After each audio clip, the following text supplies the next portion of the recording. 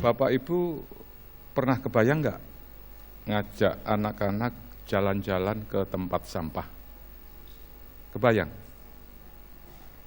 Tentunya enggak lah, itu konyol ya. Tetapi di sini saya akan membuktikan kalau itu bukan hal yang mustahil. Ya, di Kabupaten Malang tahun 2010 timbulan sampah perkotaan mencapai kurang lebih 1.000 meter kubik per harinya. Dan yang terkelola kurang lebih 34%. Hanya 34%-nya saja. Selebihnya nggak tahu kemana. Mungkin hanyut ke sungai atau dibuang kemana, saya juga kurang tahu.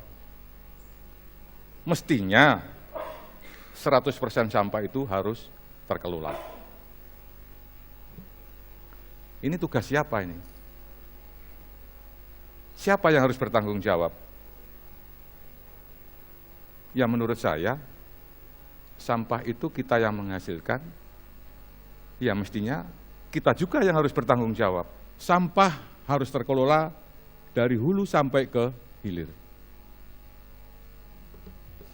Permasalahannya, tantangannya adalah terbatasnya anggaran. Terus kemudian siapa? Bagaimana mengelolanya?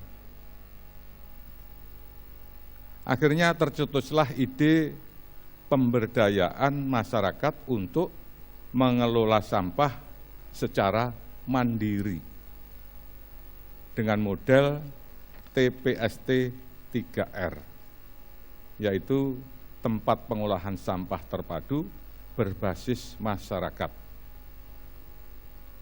yaitu dengan prinsip reuse, reduce, dan recycle. Dengan model itu ternyata sampah mempunyai nilai ekonomi dan menghasilkan uang. Dan sisanya berupa residu hanya berkisar 10 sampai dengan 15% saja yang harus dibawa ke TPA. Dan dengan hasil penjualan dari sampah tersebutlah TPST itu bisa beroperasi. Artinya TPST operasionalnya ditunjang dari hasil penjualan sampahnya. Tentunya yang sudah dipilah-pilah tadi. 60% dapat ditutup dari hasil sampah dan 40%-nya ditutup dari iuran warga. Hal yang perlu kita hargai di sana, di TPST adalah bahwa TPST ini turut serta menciptakan lapangan kerja. Kita tahu semua bahwa masih banyak saudara-saudara kita di sana butuh pekerjaan. Nah inilah, TPST inilah yang kami anggap kegiatan atau program yang sangat strategis yang perlu kita kembangkan. Selain dari menyelesaikan persampahan di lingkungan, dia juga menciptakan lapangan kerja, sekaligus mengefisienkan biaya operasional persampahan, baik dari APBD dan lain sebagainya. Karena semuanya diserahkan kepada kemandirian masyarakat. Justru dia mendapatkan lapangan kerja.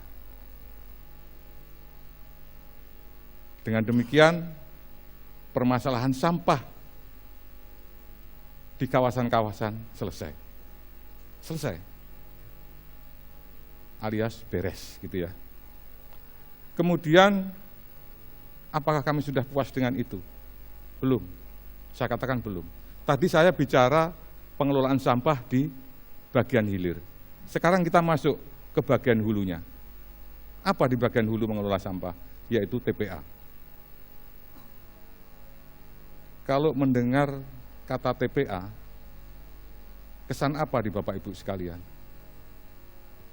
Jorok, jijik, bau, nggak ada yang bagus sama sekali. Bapak Ibu kira-kira mau nggak tinggal di sekitar TPA? Pasti jawabnya banyak yang nggak mau. Kami mencoba mengubah pandangan minor terhadap TPA melalui pemanfaatan gas metan yang ada di sana. Dengan modal memanfaatkan gas metan untuk energi alternatif, kami bisa mengubah pandangan minor terhadap TPA. Yang dulunya berbau, kita rubah menjadi wangi. Ya, di sana semerbak aroma daun pandan, gitu ya. Yang dulunya jorok, kita tata sedemikian rapih sehingga bisa menjadi asri. Yang dulunya banyak lalat, kita rubah menjadi banyak burung dan kupu-kupu. Karena di sana kita tanami pohon buah-buahan dan bunga-bunga, yang itu disukai burung dan kupu-kupu. Ya, inilah pengelolaan TPA. Di Kabupaten Malang, saya tahun 2011 mencanangkan TPA kami yang ada di Kota Kepanjen, kita beri nama TPA Wisata Edukasi. Maksudnya adalah supaya memberikan spirit semangat kerja untuk teman-teman saja. Tapi alhamdulillah sekarang terbukti bahwa TPA kami sudah banyak kunjungan. Bisa memberikan manfaat kepada masyarakat, gas metanya bisa digunakan sebagai bahan bakar langsung kepada rumah tangga di sekitarnya, lebih dari 400 KK. Jadi keberadaan TPA tidak lagi ditolak keberadaannya oleh masyarakat, tapi justru memberikan manfaat kepada mereka. Sekaligus kita bisa mengendalikan lingkungan. Yang dulunya bau karena metan sudah terkendali sehingga tidak ada bau lagi. Demikian pengelolaan TPA. Bapak Ibu, percaya dengan itu silahkan hadir di Malang. Gitu ya. Kemudian kami masih mempunyai mimpi. Pengelolaan TPA yang sedemikian tadi akan kami integrasikan dalam perspektif pengelolaan lingkungan dan ekonomi kreatif. Kebutuhan potensi ada dan mendukung. Mudah-mudahan bisa. Saya yakin itu adalah bisa. Ya. Dengan demikian, pengelolaan sampah mulai dari hulu sampai ke hilir, yang menyisakan kurang lebih residu 10–15% saja. Kemudian kondisi TPA yang sudah sedemikian terkendali, yang sudah menjadi TPA untuk wisata, tidak lagi ditolak oleh warga masyarakat. Ya, inilah kira-kira yang disebut dengan zero waste. Kira-kira seperti itu. Kemudian dengan demikian, siapa kiranya yang pantas disebut pakai pahlawan? Tentu menurut hemat saya, tidak lain adalah semua stakeholder yang terlibat, yang tiap hari berjibaku mengurus sampah. Juga masyarakat yang sudah peduli, yang sudah disiplin dengan penuh kesadaran, tidak membuang sampah sembarangan. Mereka lah pahlawannya, hero for zero waste. Demikian, terima kasih. Assalamualaikum warahmatullahi wabarakatuh. Salam satu jiwa, Arema.